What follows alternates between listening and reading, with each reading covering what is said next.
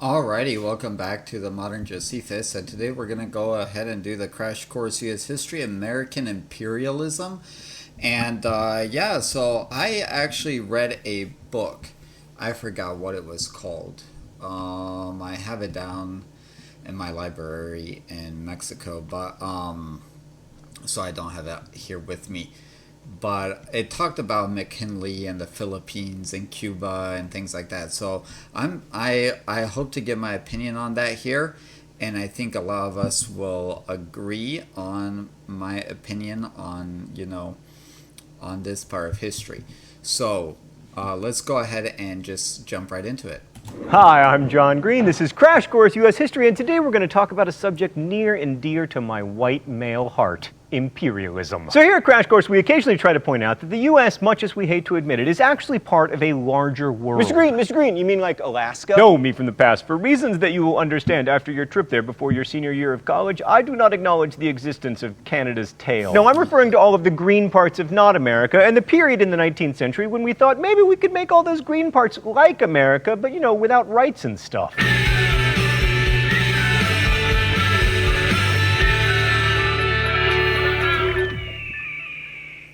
Yeah, and we would end up taking some rights away from people, but we'll get into that.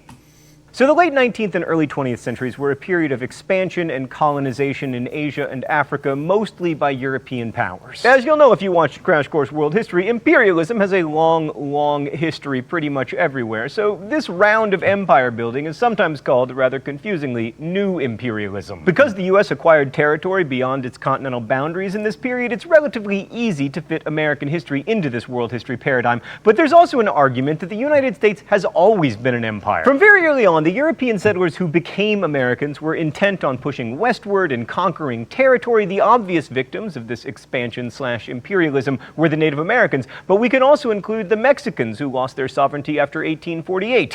Yeah, the Mexican War was imperialistic, and it was looking for new states. However, the whole Manifest Destiny wasn't really government policy.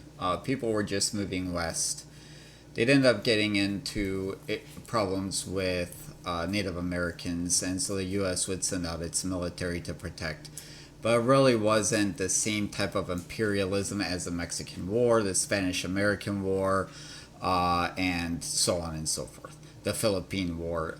So I would say that just because you're going west, or people were going west, and the military would come in and help the settlers fight off Indians, really wasn't imperialism. It was just kind of something more natural instead of policy driven. But things like the Mexican War, policy driven, and so on and so forth. And if that doesn't sound like an empire to you, allow me to draw your attention to the Russian Empire. Russians were taking control of territory in Central Asia and Siberia and either absorbing or displacing the native people who lived there, which was the exact same thing that we were doing. The empires of the late 19th and early 20th centuries were different because they were colonial in their own special way. Like Europeans and Americans would rule other places, but they wouldn't settle them and more or less completely displace the native people there. Well, except for you, Australia and New Zealand. American historians used to try to excuse America's acquisitions of a territorial empire as something of an embarrassing mistake, but that's misleading because one of the primary causes of the phenomenon of American imperialism was economics. We needed places to sell our amazing new products. And at the time, China actually had all of the customers because apparently it was opposite day. It's also not an accident that the U.S. began pursuing imperialism in earnest during the 1890s, as this was in many ways a decade of crisis in America. The influx of immigrants in the crowded cities added to anxiety and concern over America's future, and then, to cap it all off, in 1893, a panic caused by the failure of a British bank led the U.S. into a horrible economic depression. A Great Depression, but not the Great Depression. It did, however, feature 15,000 business failures and 17% unemployment, so take that, 2008. According to American diplomatic historian George Herring, imperialism was just what the doctor ordered to help America get out of its depression. Other historians, notably Kristen Hoganson, imply that America embarked on imperial adventures partly so that American men could prove to themselves how manly they were, by joining the Navy and setting sail for distant waters. In 1890, Captain Alfred Thayer Mahan published The Influence of Sea Power Upon History and argued that to be a great power, like Great Britain, the U.S. needed to control the seas and dominate international commerce. I mean, Great Britain was a great example for that. Also, France at one time, Spain at one time, so on and so forth. Tied into this push to become a maritime power was the obsession with building a canal through Central America, and eventually the U.S. decided that it should be built in Panama because, you know, how else are we going to get malaria? In order to protect this canal, we would need a man, a plan, a canal, Panama. Sorry, I just wanted to get the palindrome in there somewhere. No, we would actually need much more than a man and a plan. We would need ships, and in order to have a functioning two-ocean navy, we would need colonies. Why? Because the steamships at the time were powered by coal, and in order to refuel, they needed coal depots. I mean, I suppose we could have, rented harbor space, but why rent when you can conquer? Also, nationalism and the accompanying pride in one's country was a worldwide phenomenon to which the U.S. was not immune. I mean, it's no accident that the 1890s saw Americans begin to recite the Pledge of Allegiance. Wow, that is interesting how they have their hands. That's how they salute the flag in Mexico, but I didn't realize that in the U.S. they used to salute like that too.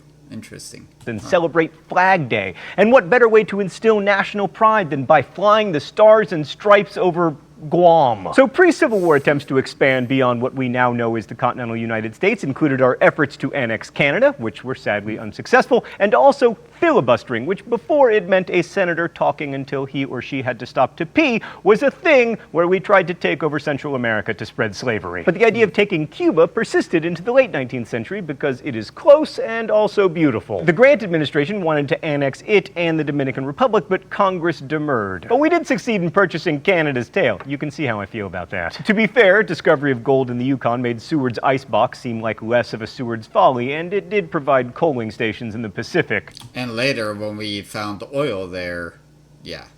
But we could have had rum and Caribbean beaches. Oh, Stan, all this talk about how much I hate Alaska has me overheated. I gotta take off my shirt. And was that purchased under Grant? I know it was Seward, or was that purchased under Johnson? I can't remember. Oh, my life. So hard to take off a shirt dramatically. I'm angry. Anyway, coal stations in the Pacific were important because in 1854 we opened Japan to American trade by sending a flotilla of threatening black ships under... There is a book that I have seen about this expedition that I want to get sometime. I forget what it's called, but I know I have it saved on my Amazon list. Sir Matthew Perry. No, Stan, not that Matthew Perry. You know better. By far, America's best piece of imperial business before 1898 was Hawaii. I like oil and gold as much as the next guy, but Hawaii has pineapples and also sugar, which were grown on American-owned plantations by Chinese, Japanese, Filipino, and native workers.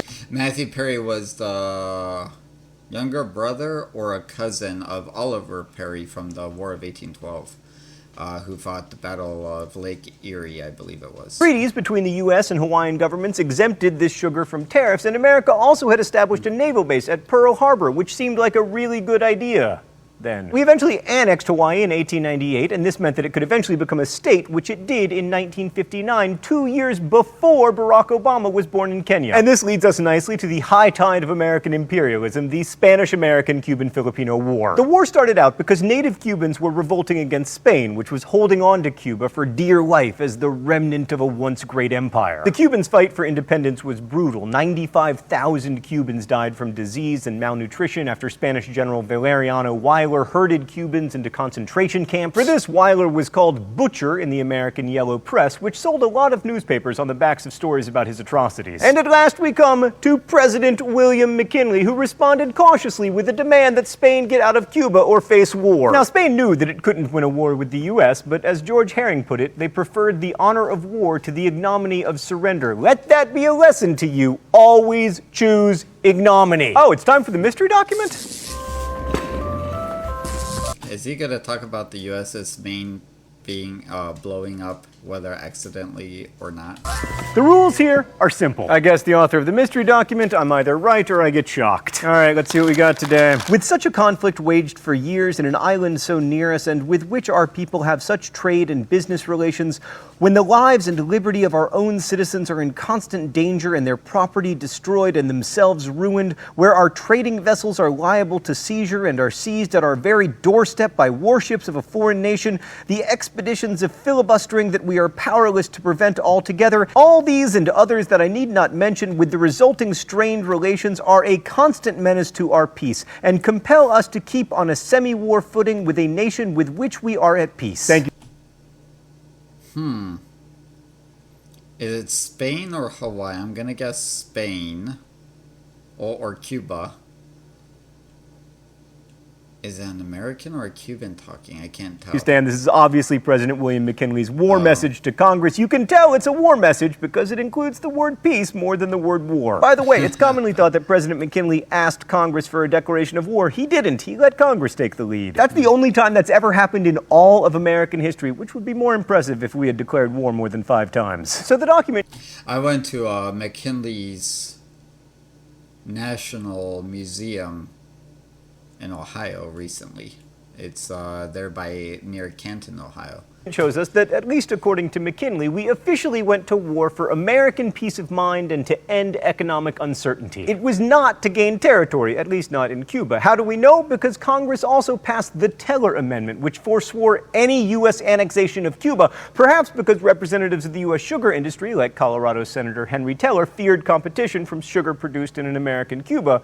Or maybe not, but probably so. Also not the cause of the war was the sinking of the USS Maine. The battleship, which had been in Havana's harbor to protect American interests, sank after an explosion on February 15, 1898, killing 266 sailors. Now, most historians chalk up the sinking to an internal explosion and not to Spanish sabotage. But that didn't stop Americans from blaming the Spanish with their memorable meme, "Remember the Maine, to hell with Spain." Let's go to the thought bubble. The actual war was one of the most successful in U.S. history, especially if you measure success by brevity and relative paucity of deaths. Secretary of State John Hay called it a splendid little war, and in many ways it was.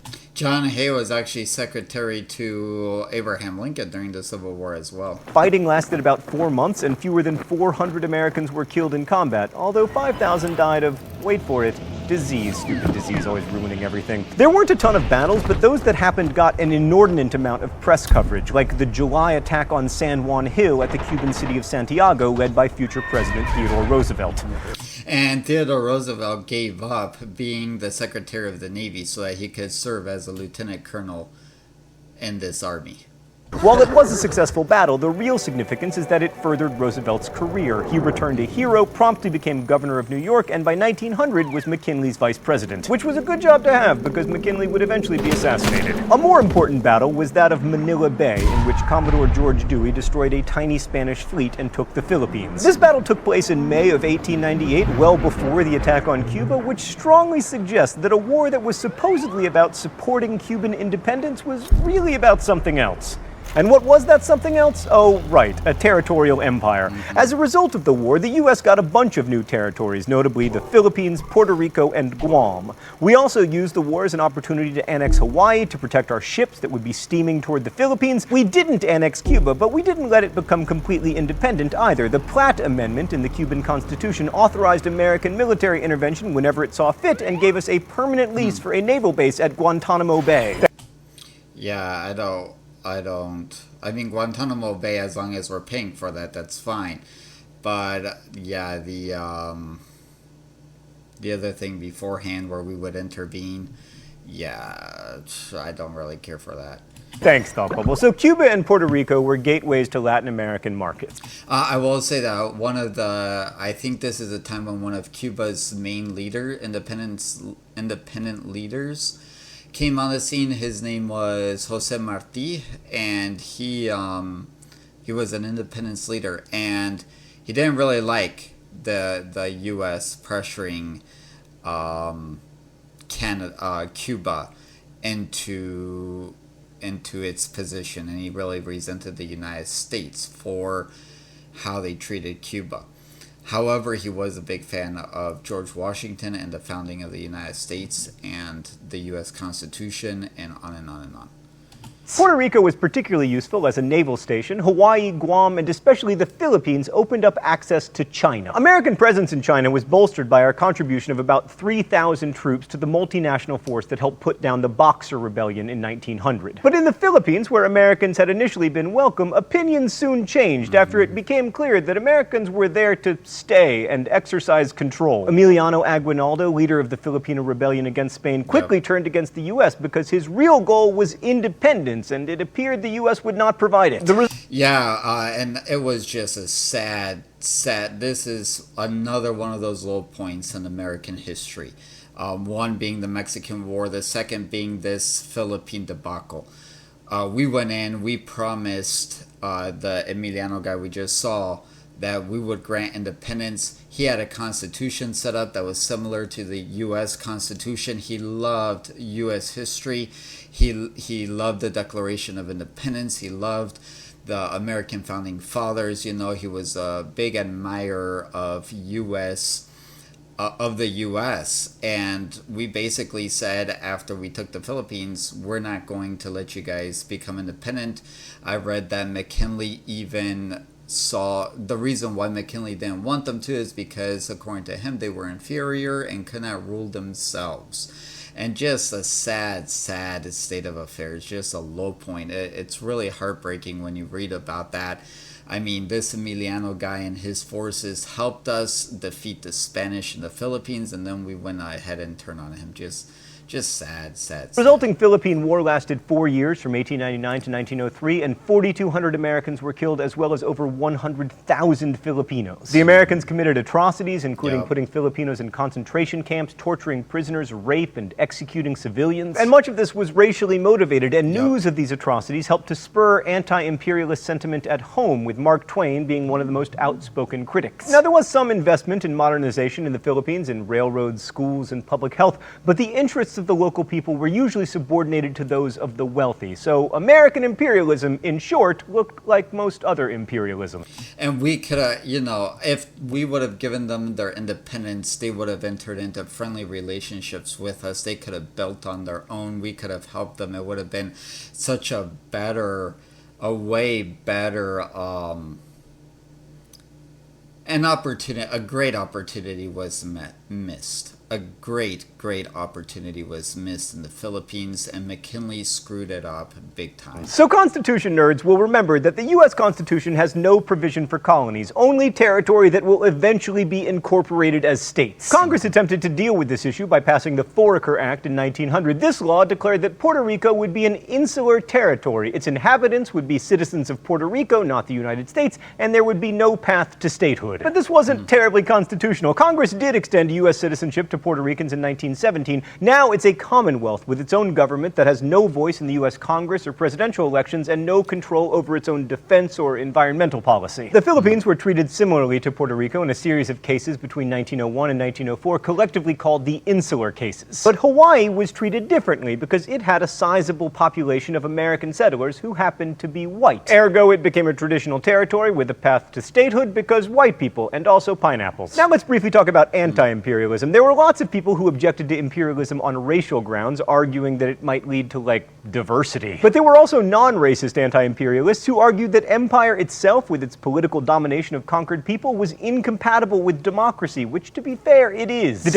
Incompatible with the founding of the country, with liberty and the ideals that the country was founded on. The Democratic Party, which had supported intervention in Cuba in 1900, opposed the Philippine War in its platform. Some progressives opposed imperialism too, because they believed that America should focus on its domestic problems. Yet those who supported imperialism were just as forceful. Among the most vocal was Indiana Senator Albert Beveridge, who argued that imperialism was benevolent and would bring a new day of freedom. But make no mistake, underneath it all, imperialism was all about trade. According to Beveridge, America's commerce must be with Asia. The Pacific is our ocean. Where shall we turn for consumers of our surplus? Geography answers the question. China is our natural customer. In the end, imperialism was really driven by economic necessity. In 1902, Brooks Adams predicted in his book, The New Empire, that the U.S. would soon, quote, outweigh any single empire, if not all empires combined. Within 20 years, America would be the world's leading economic power. We didn't have the most overseas territory, but ultimately,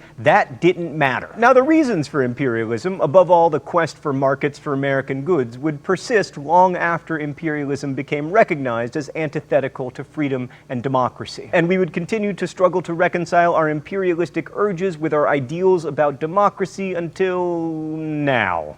Okay, so the guy, Albert Beveridge, the Republican who led, like he said, the movement to take over, to become more imperialistic, was a progressive. Oh my word. Okay, anyway. Thanks for watching. I'll see you next week. Crash Course is produced and directed by Stan. All right, so I want to know. He said that the progressives were mostly against imperialistic expansion, and yet I'm seeing that the leader of that movement was a Republican progressive. So I don't know what he was saying there, but I would like to know what Republican conservatives thought. That is one thing I would like to know about that, about expansion. Anyway, yeah, just a sad thing. America should have never been imperialist. We should have never invaded Mexico. It's just a bad look and a bad part of U.S. history. That along and the top thing would be slavery. The second thing after that would probably how we treated the Native Americans, and then the third worst thing would be this imperialistic time. It was just it was really a low point and not a part of American history that that is deserving of any praise at all. Anyway, thanks for watching. Like, share, subscribe, comment down below, and we'll see you in the next video. Thank you.